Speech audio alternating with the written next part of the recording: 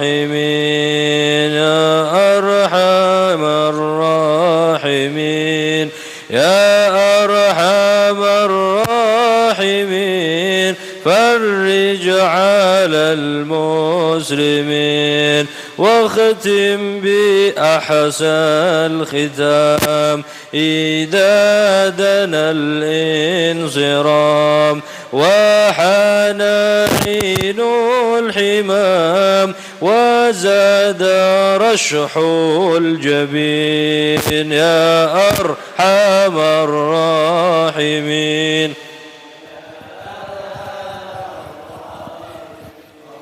يا الراحمين يا أرحم الراحمين فرج على المسلمين والحمد لله رب العالمين. السلام عليكم ورحمة الله وبركاته.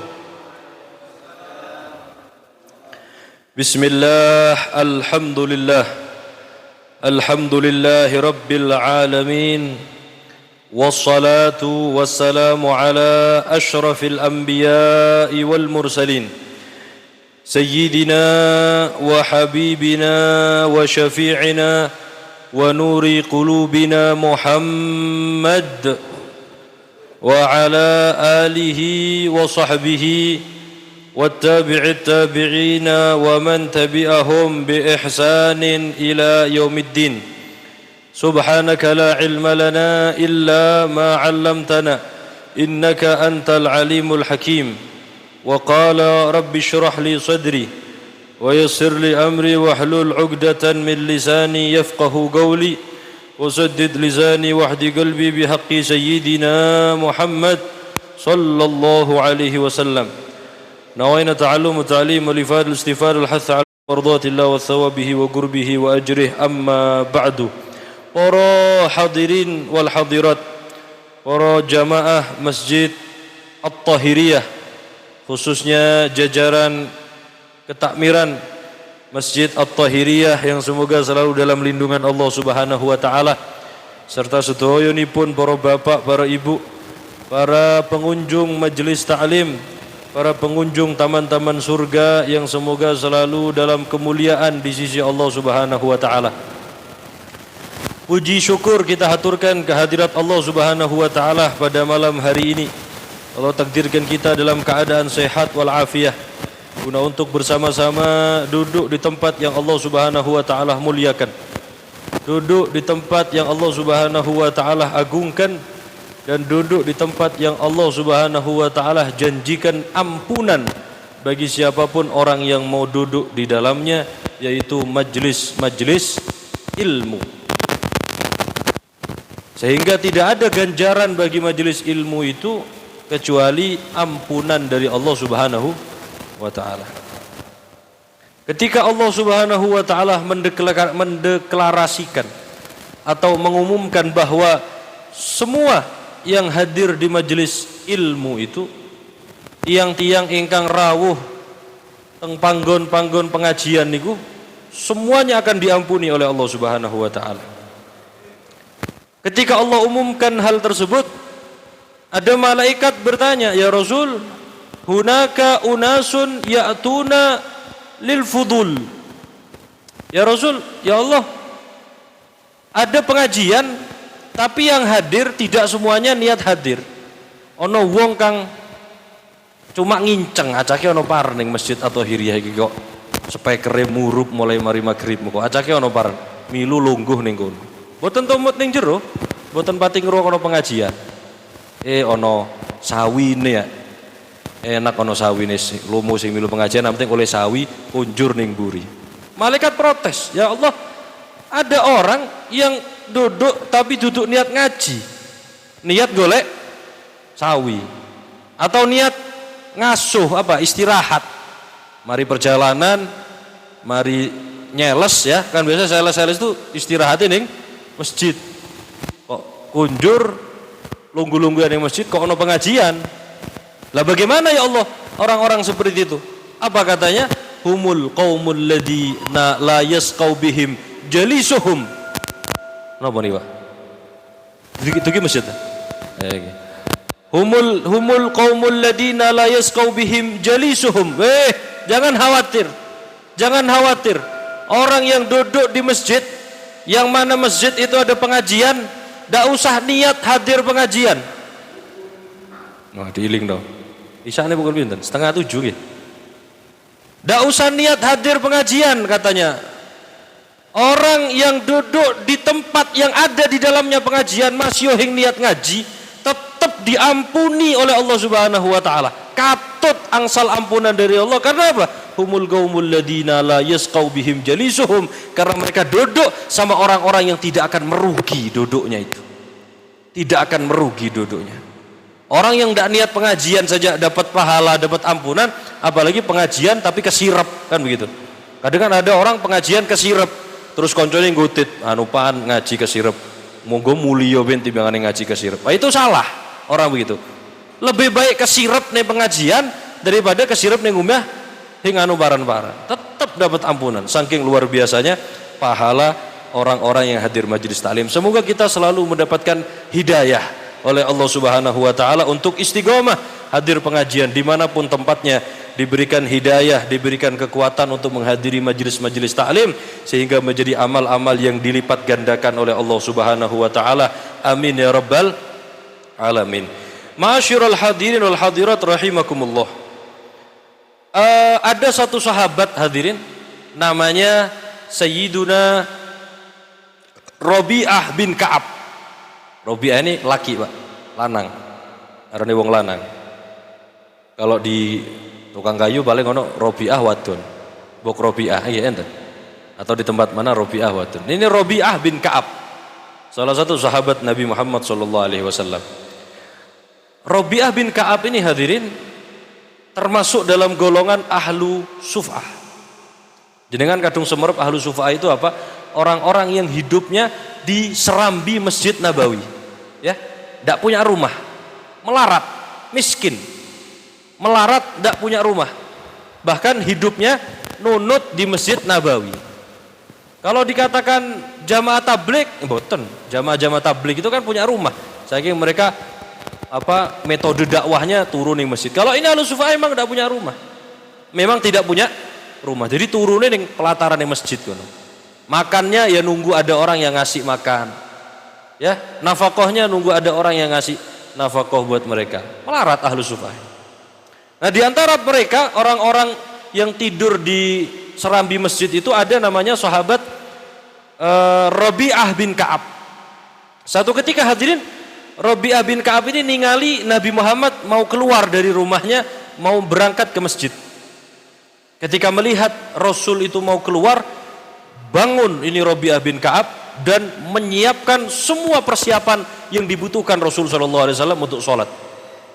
Sajadahnya digelarno, siwaknya dicarikan, air wudhunya disiapkan, sandalnya Rasul pun bahkan disiapkan. Intinya semua persiapan atau semua kebutuhan yang Rasul sallallahu alaihi wasallam perlukan untuk sholat sudah disiapkan sama Rabi'ah bin Ka'ab ini tadi. Ketika selesai, Rasul merasa puas dengan pelayanan Rabi'ah bin Ka'ab, sehingga mengatakan matur suwun kesuwun, terima kasih atas semua pengabdiannya. Rasul bisa menyelesaikan sholat dengan kesempurnaan sunnahnya Rasul sallallahu alaihi wasallam. Kemudian Rasul menawarkan kepada Rabi'ah, ya Rabi'ah, salni. Sira wis gemati ning ingsun, wis temenanan ngabdi ning ingsun, salni jaluko sira saiki. Disuruh minta sama Rasul sallallahu alaihi wasallam. Untungnya para hadirin, Rabi'ah ini orang cerdas, ya. Ketika ditawari sama Nabi Muhammad, jaluko sira, jaluk parang. Mikir Rabi'ah ini kang nawani penjalukan ini Kanjeng Nabi. Kalau saya minta sesuatu, kadung kang dongakno Kanjeng Nabi, itu pasti dikabulkan, pasti sudah, tidak mungkin ditolak doanya Nabi SAW. Kalau saya minta, pasti akan diterima oleh Allah Subhanahu Wa Taala dan dikabulkan. Kalau yang minta Nabi Muhammad SAW, doanya Nabi, Pak, siapa yang mau menolak doanya Nabi? Semua sahabat yang didoakan sama Nabi semuanya dikabulkan oleh Allah Subhanahu wa taala. Bahkan langsung kontan. Ada satu sahabat namanya Sa'labah bin Hatib. Sa'labah bin Hatib ini wongnya melarat. Lebih melarat dari siapa tadi? Robi'ah ini, Pak. Saking melaratnya Sa'labah, satu ketika mari sembahyang maghrib langsung metu dari masjid. Heran Nabi Muhammad, dipanggil, beri Sa'labah. Ma bika kal munafikin. Kenapa kamu seperti orang munafik? Mari sembahyang kok hing wiridan, hing dungo kok langsung ngacir ngalih. Kebelet ngising. Kan begitu. Orang biasanya kalau mari sembahyang langsung ngalih, mbok kebelet ngising bono tamune kan begitu. Apa alasan kamu kok mari sembahyang kok hing gelem wiridan? Koyok wong munafik. Kesusu-susu metu katanya Rasul. Apa kata Sa'labah bin Hatib, ya Rasul? Kulo niki gak ada kelambi cuma setunggal. Rasukan kulo niki cuma setunggal, gantian kali wong wadon kulo. Saking melaratnya Sa'labah ini, Pak. Saya kalau keluar ke masjid sholat pakai baju, berarti istri saya di rumah tidak pakai baju telanjang. Karena saya cuma punya baju satu. Saking melaratnya. Mungkin tidak ada orang lebih melarat dari Sa'labah sampai sekarang. Jadi kalau saya pakai baju, berarti istri saya di rumah tidak pakai baju. Makanya kulo mantun sembahyang, aduh ngenteni wiridan niki selak entek waktu maghrib, hing nutut sembayangi rabin kulo, makanya kulo langsung. Iba Pak Nabi mendengar ceritanya Sa'labah ini. Jadi gantian kelambine ambi wang wadon, jadi satu. Sehingga kata Rasul, ayo jaluk barang. Minta Sa'labah, ya Rasul, saya minta semoga diberikan rizki yang melimpah ruah, rizki yang berkah, rizki yang melimpah. Didoakan sama Rasul, langsung kontan. Sa'labah jadi orang kaya raya. Bahkan diceritakan weduse Sa'labah itu bisa memenuhi 4 kabupaten. Ono 4 kabupaten isinya wedus punyanya satu orang. Weduse Sa'labah. Jadi Robi'ah mikir, ini Kanjeng Nabi kadung nawani donga, minta apa pasti dikabulkan sama Allah. Makanya tidak macam-macam, tidak sembarangan dia. Coba Robi'ah iki wong tukang kayu, kira-kira njaluk nopo jenengan? Ditakoni, ayo njaluk paran, salni. Iki kang nawani Kanjeng Nabi, Pak. Njaluk paran. Njaluk pecis, jelas njaluk pecis. Ning ndi wis moto pecisan mulu wis. Pasti njaluk pecis. Makanya orang tuh kadang ceroboh dalam berdoa. Ya Allah, pecis, ya Allah, pecis, ya Allah sugih. Sampai kadung njaluk pecis 300 triliun masalah.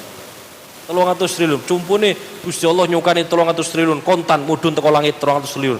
Setruk jenengan. Geblak. Ya ora dadi wong sugih. Menyang minta tuh kadang otak ini dangkal, otaknya manungsa kadang wis perkara dunya. Akhirnya mikir Sa'labah ini, apa namanya? Robi'ah ini. Minta apa ya yang sekiranya bisa bermanfaat atau investasi jangka panjang untuk kehidupannya. Apa yang diminta kemudian hadirin oleh Robi'ah? Ya Rasul, uridu murafaqatuka fil jannah.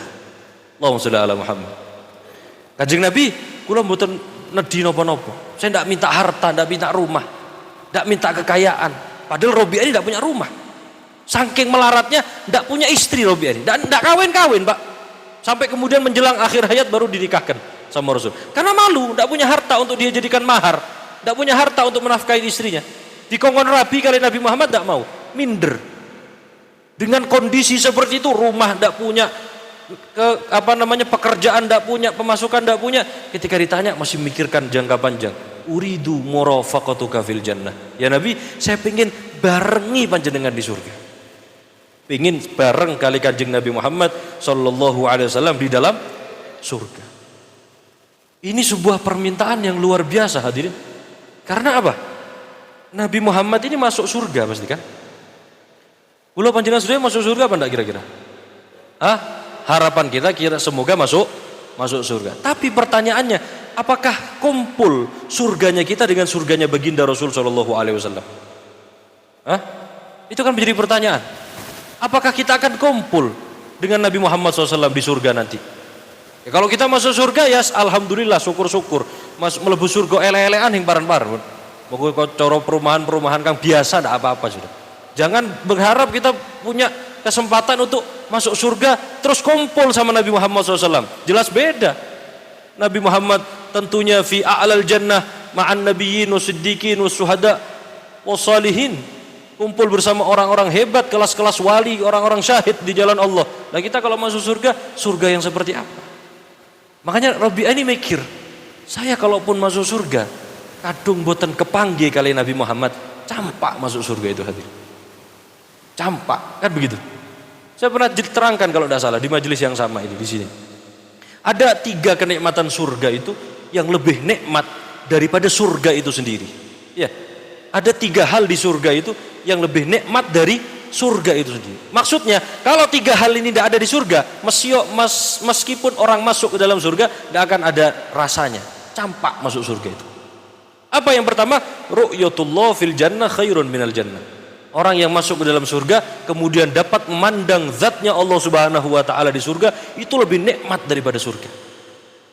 Karena ada orang yang nanti akan dimasukkan oleh Allah ke dalam surga, tapi wal iyadzubillah dia diharamkan oleh Allah untuk memandang zatullah Subhanahu wa taala. Apa nikmatnya masuk ke dalam surga kalau tidak bisa memandang zatnya Allah? Wal iyadzubillah, tidak dilihat oleh Allah Subhanahu wa taala. Jadi ketika kita masuk ke dalam surga dengan segala macam kenikmatan, kalau tidak dapat memandang zatnya Allah, apa sia-sia masuk surga. Kemudian yang kedua, apa kata ulama? Al-ijtima' bin nabi fil jannah khairun minal jannah. Yang kedua, orang masuk surga itu lebih nikmatnya lagi daripada kenikmatan surga, yaitu kumpul sama kanjeng Nabi Muhammad di surga. Dalam artian, orang kalau masuk surga tapi tidak kumpul sama kanjeng Nabi Muhammad, surga ini campak.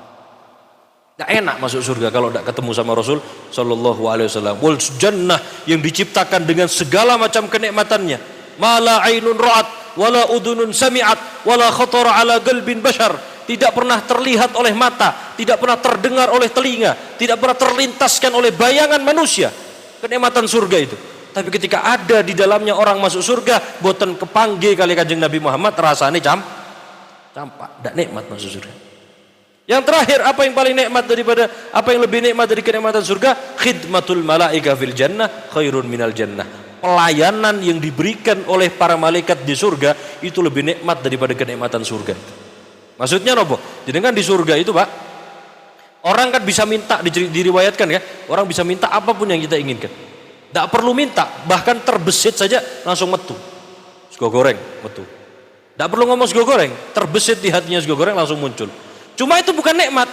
Hingpati nikmat. Yang lebih nikmat itu khidmatul malaika fil jannah. Sampai pengen sego goreng, moro-moro diarak rombong sego goreng iku muga. Ambi malaikat diarak ditabuhi kuntulan sampai ngarepe jenengan, kemudian digoreng sego goreng oleh malaikat, disuguhkan, disuapkan. Itu kan lebih nikmat. Ya, manusia ini kan suka dimuliakan ya. Sebenarnya suka dimuliakan. Lebih enak mana? Moro-moro muncul nasi goreng, apa diarak dulu nasi goreng ini?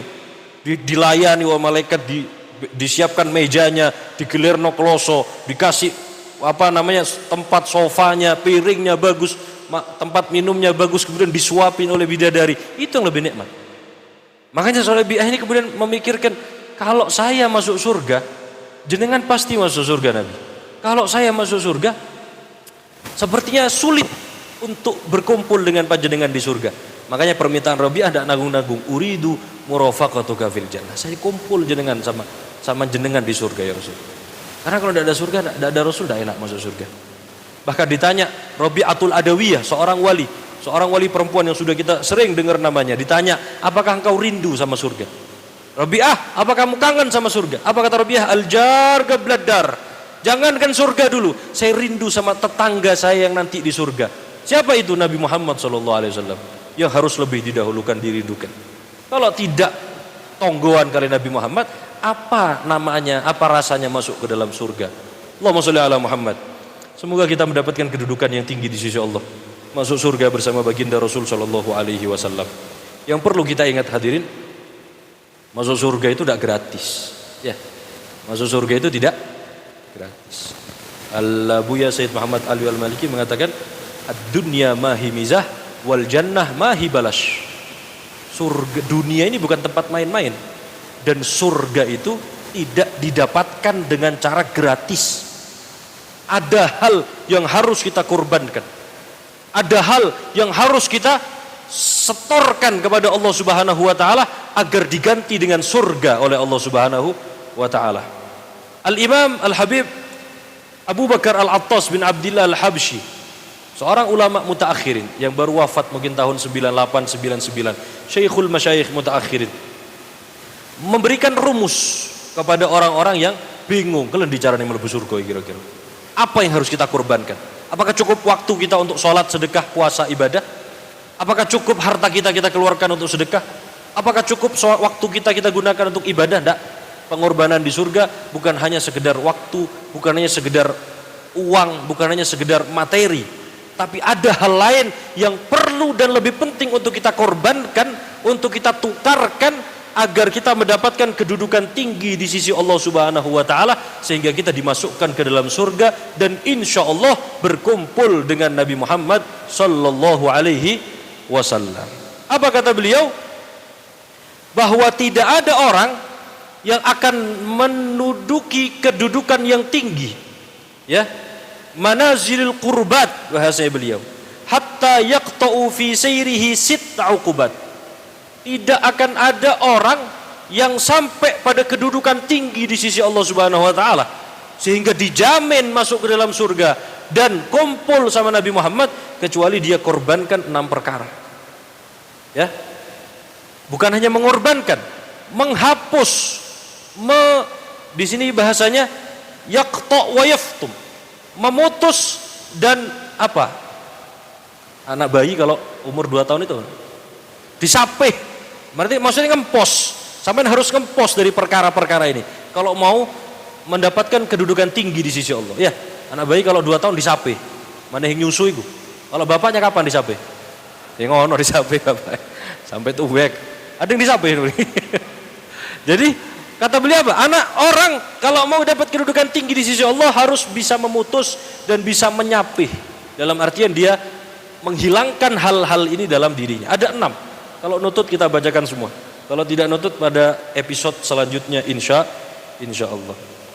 Yang pertama, fatmul jawarih anil mukhalafat asy-syar'iyyah. Yang pertama hadirin, harus menyapih atau memutus anggota badan kita daripada mukhalafah, pelanggaran-pelanggaran bersifat syariat. Ya, ini jelas kita ketahui bersama, yakni melaksanakan semua perintah-perintah Allah Subhanahu wa taala dan menjauhi semua larangan-larangan Allah Subhanahu wa taala. Fatmul jawarih, anggota badan yang kita miliki ini harus disapih dan harus diselesaikan dengan perkara-perkara yang bersifat maksiat. Kalau sudah selesai umur wis tuwek. Ya, kalau masih kecil enggak apa-apa, mungkin hal-hal yang tidak pantas mungkin dikerjakan, namanya anak masih kecil. Tapi kalau sudah tua, kalau panjenengan mau mendapatkan kedudukan tinggi di sisi Allah, ayo disapih anggota badan ini. Hal-hal yang biasanya kita gunakan untuk bermaksiat anggota badan kita selesai dari sekarang. Harus ada pengorbanan. Orang kalau bisa memutus jawarih, memutus anggota badannya daripada hal-hal yang bersifat maksiat, akan dijamin kedudukan tinggi di sisi Allah Subhanahu wa taala.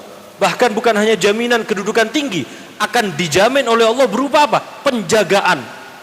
Dirawat sama Allah Subhanahu wa taala.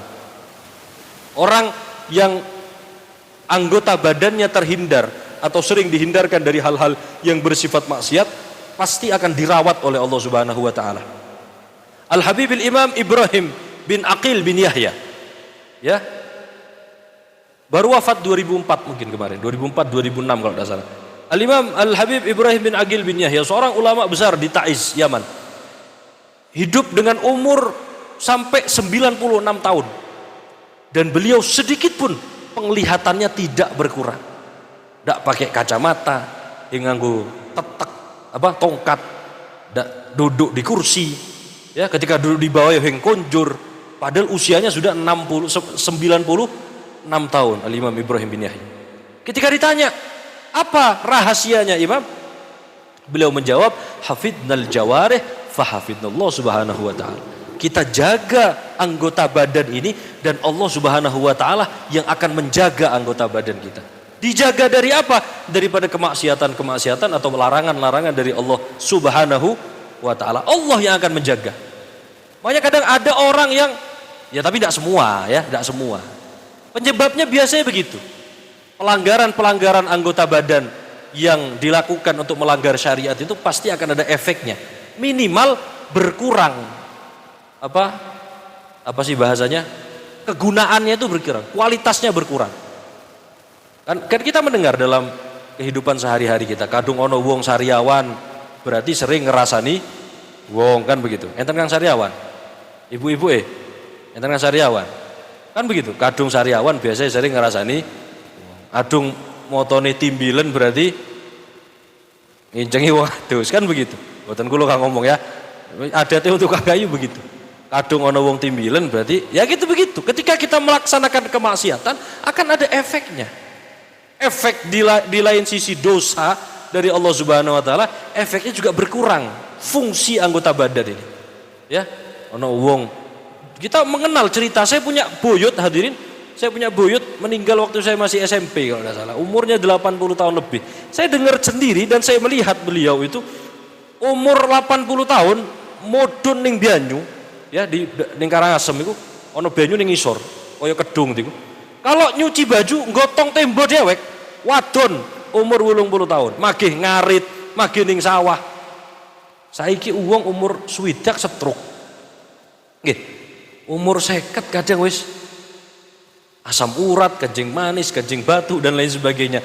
Apa mungkin karena faktor makanan ya mungkin, atau ada hal lain yang mungkin Allah Subhanahu wa taala yang tampakkan kepada kita bahwa ada dampak buruk bagi setiap kemaksiatan yang dilakukan oleh anggota badan. Makanya salah satu cara untuk menyelamatkan kita daripada hal-hal yang tidak kita inginkan di masa tua kita, yaitu menjaga anggota badan itu tadi. Selain kita jaga daripada kemaksiatan, untuk menjaga kualitas fungsi anggota badan, juga untuk mendapatkan kedudukan tinggi di sisi Allah Subhanahu wa taala. Yang pertama, fatmul jawarih anil mukhalafat asy-syar'iyyah. Yang kedua, fatmun nafs anil ma'lufatil jismiyah. Yang kedua hadirin, kalau sampai mau mendapatkan kedudukan tinggi di sisi Allah, yang harus dikorbankan apa? Mengorbankan nafsu anil ma'lufatil jismiyah, dari kenikmatan-kenikmatan jasad. Nafsu ini kan ada di dalam jasad ya. Ketika nafsu ingin melakukan sesuatu, yang menikmati apa? Nafsu apa jasad? Nafsu itu hanya merasakan kelegaan saja. Ya, yang nyetir ini nafsu. Tapi yang merasakan adalah jasad. Sampai ngantuk, nafsu yang mengantarkan untuk tidur. Tapi yang menikmati ketenangan dan apa mari turu itu, keenakan mari turu ini jasad. Roto enak. Nafsu pengen pijet, yang merasakan enaknya pijet mari pijet itu adalah jasad. Orang kalau mau selamat hadirin, kalau mau diangkat derajatnya oleh Allah, harus mengurangi apa? An-nafs minal ma'lufatil jismiyah, kenikmatan-kenikmatan jasad. Jangan sampai nafsu kita ini kemudian mendorong untuk melaksanakan hal-hal yang hanya dinikmati oleh jasad, bukan dinikmati oleh nafsu. Makanya ada namanya nafsul ammarah, nafsu yang selalu mengajak atau menarik orang untuk jalan hal-hal yang buruk. Diajak maksiat, diajak ingkar dengan perintah-perintah Allah, diajak melaksanakan maksiat. Makanya kita harus mampu menjaga nafsu ini agar tidak selalu menghantarkan kepada ma'lufatil jismiyah. Orang kalau tidur, Pak, siapa yang tidak suka tidur ya? Kan enak tidur itu, nikmat kalau tidur itu. Cuma orang biasanya tidur, uang normal itu anjuran dokter tidur 8 jam sehari ya, 8 jam sehari cukup. Lah kalau sampai merasa nikmat dengan tidur 8 jam itu, kalau mau mendapatkan kedudukan tinggi di sisi Allah, harus bisa fatmun nafs anil ma'lufatil jismiyah. Dicegah itu. Ya Allah, turu 8 jam kare enak. Harus dikurangi. 2 jam, 3 jam. Itu namanya fatmun nafs anil ma'lufatil jismiyah. Namanya tirakat. Bahasa pondoknya tirakat. Ya, sampai sering tirakat begitu ya. Turu biasanya 8 jam, start jam 10, tangi jam 3, jam 4, ini dikurangi. Dikurangi berapa? Jadi 2 jam, 3 jam. Itu kalau kita gunakan konsep itu, mengurangi nafsu daripada kenikmatan-kenikmatan jasad, akan memudahkan kita untuk mendapatkan kedudukan tinggi di sisi Allah Subhanahu wa taala. Yang penting digunakan untuk ibadah. Isun biasa turu 8 jam, bismillah, bengi iki isun ape turu 3 jam. Apa kok? Soalnya Indonesia main. Nah, itu saya salah sudah. Salah, luput niati. Kalau mengurangi tidur, ya digunakan untuk ibadah. Hal-hal yang bersifat ma'lufatil jismiyah, mangan, contohnya mangan. Mangan itu seadanya hadirin, dicontohkan oleh Rasul sallallahu alaihi wasallam. Nabi Muhammad itu la yajma'u bainal ghada wal asya. Beliau tidak pernah menggabungkan antara makan malam dengan makan siang. Kalau siang sudah makan, malam hing mangan. Kalau siang tidak makan, maka malam baru makan. Jadi tidak pernah menggabungkan antara makan malam dan makan siang. Lah kita kan perkara makan ini paling repot. Mangan aduh yono sambele hing ngarep. Diwel wong wadon. Paren iki wong wadon. Hing ono sambele. Kan begitu. Ah itu ma'lufatil jismiyah. Mangan hing ono kerupuk. Sing enak jari wong, lah aku ngan aduh mangan hing aku kerupuk kaya dikampleng wong Cina hing bales. Katanya begitu. Hing ono kerupuk beduk-beduk anake kok tuku kerupuk. Panas-panas kon turu. Apa? Mangan beduk hing ono kerupuk hing enak. Ketika kita lampiaskan hal tersebut, membiasakan diri kita, raga kita dari ma'lufatil jismiyah akan melemah, tidak ada pengorbanan. Makanya ulama-ulama itu tirakatnya begitu, makan seadanya. Ada yang puasa putih, ya, puasa putih itu puasa Daud, kemudian bukanya hanya dengan nasi putih, bolehlah pakai garam atau hal-hal yang tidak bernyawa, tidak pakai sayur, yang ono sambel, yang ono sate, yang ono dagingnya. Untuk apa? Fatmun nafus anil ma'lufatil jismiyah, dari kenikmatan-kenikmatan jasad itu. Karena semakin nafsu ini menghantarkan pada kenikmatan jasad, semakin lemah anggota badan ini. Semakin makan banyak, tidur banyak, sembahyangnya malas, ibadahnya malas, pengajiannya malas. Makanya di stop. Ya, orang biasanya cangkruk, ya sedikit demi sedikit, cangkruk sak jam, 2 jam. Kok enak jasad ini, mari cangkruk sak jam, 2 jam. Berarti harus dikurangi. Ya, fatmun nafs anil ma'lufatil jismiyah. Allahumma shalli ala Muhammad. Jadi kalau orang mau selamat hadirin, ada beberapa perkara itu tadi yang harus dikorbankan dalam dirinya. Yang ketiga, fatmul qalb anir raw'anatil basyariyah. Apa maknanya? Menyapih atau memutus hati kita dari raw'anatil basyariyah. Raw'anat basyariyah itu diantaranya adalah hal-hal yang bersifat cukup dengan kehidupan kita. Kalau cukup dalam urusan duniawi lebih baik, tapi cukup dalam urusan hati. Kadang begini, orang begini, hing pengajian ta, ning di Tohiriyah, tiap minggu roh, iya, minggu ngarep wis, koyoke magi ono minggu ngarep. Nah itu kan ada orang itu, raw'anatil qalbiyah, ya, raw'anatil basyariyah. Hing Jumatan, minggu sore wis mari ya, minggu ngarep wis. Hing terawih sore wis mari, besok ben wis. Nah, ada orang begitu. Enten apa mboten? Ta mriki enten. Hing pengajian, minggu ngarep lagi ono. Minggu ngarep pengajian ono, ya ne ono tas sing. Bahasa begitu. Ya dong ono, aduh hing ono nglencer, cumpune hing ono ninggal. Itu penyesalan luar biasa hadirin. Hing salat jamaah di masjid. Mari beduk muka. Asar wae mancing. Goben maghrib sembahyang beduk, sembahyang di masjid maghrib, asar mancing, cumpune mancing hing balik rek. Raw'anatil basyariyah. Baca Quran. Cukup baca Quran, besok maning. Nah, besok maning. Kalau urusan ibadah jangan sampai ada raw'anatul basyariyah, cukup dengan urusan pribadi. Mari wis baca Quran sithik-sithik wis aja akeh-akeh. Sembahyang sithik-sithik, puasa sithik-sithik, ya sedekah dikit-dikit, nanti ada lagi waktunya sedekah. Kalau urusan dunia enggak apa-apa begitu. Tapi kalau urusan akhirat jangan sampai, harus diputus. Ya, nafsu seperti itu harus diputus. Keyakinan hati seperti itu harus diputus. Kalau bisa tiap hari jamaah, tiap hari pengajian, cari pengajian. Wah luar biasanya Banyuwangi ini tiap hari ada pengajian. Isuk, pengi, beduk, semuanya pengajian di mana-mana. Tinggal cari sampean pilih tempat-tempat pengajian itu. Jangan pernah merasa puas dengan urusan-urusan yang bersifat ibadah. Ya, karena kalau sudah merasa cukup dengan urusan ibadah, sampean akan menyesal nanti dan akan berkurang semangat ibadah kita. Ya, merasa cukup dengan urusan pribadi, dengan urusan-urusan ibadah. Yang keempat, fatmur ruh, ya. Yang keempat, fatmur ruh atau fatmul aql anil khayalat al-wahmiyah.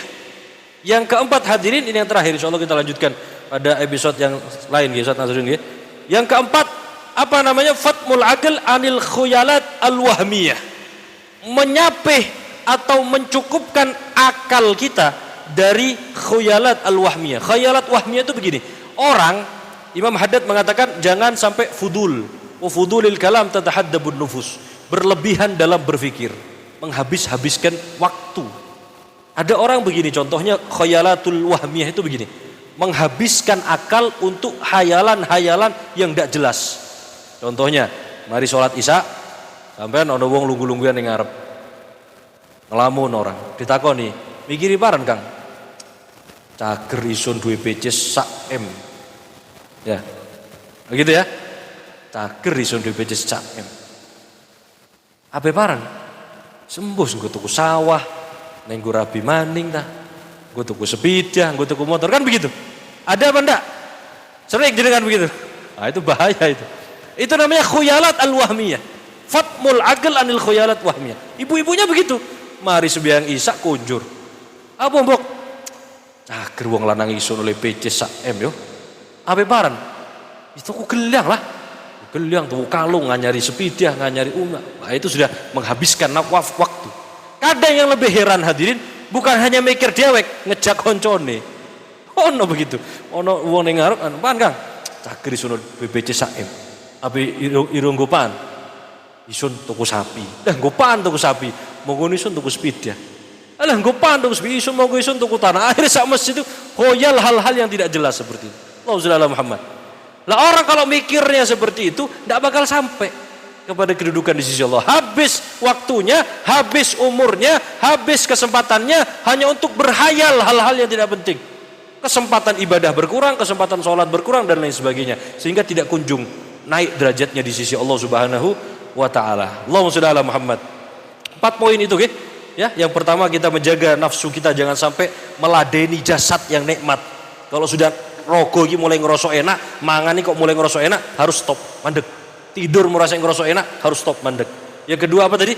Fatmul qalb anil rau'anat basyariyah. Jangan pernah merasa cukup dengan urusan ibadah. Hati kita mengatakan, "Besok ono maning, besok ono." Jangan bilang besok. Sekarang ada kesempatan, laksanakan.